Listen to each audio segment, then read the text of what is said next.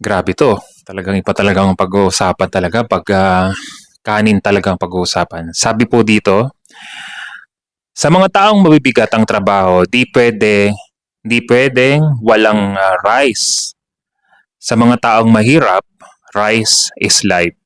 Siya nga naman sapagkat napakabigat nga naman kasi ng, mga trabaho lalo na po yung mga bago po nating mga followers na nakasubaybay sa'tin lalo na nung bago-bago pa lang ang ating community, itong pagki-create ko ng content since September of 2022, talagang hindi nga naman talaga kakayanin. Lalo na kung nasa construction, mabigat ang trabaho, mahihirapan po talaga. Pero ako na po ang nagsasabi po sa inyo, yes, kanin nga po talaga ang inyong source of energy. Malakas po kayo dyan, pero mabilis po kayong magutom.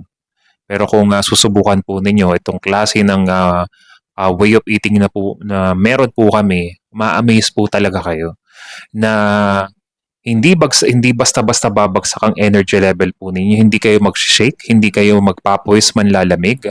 Malakas po ang katawan po ninyo at hindi na kayo nagki-crave ng pagkain once na inalis po ninyo ang kanin.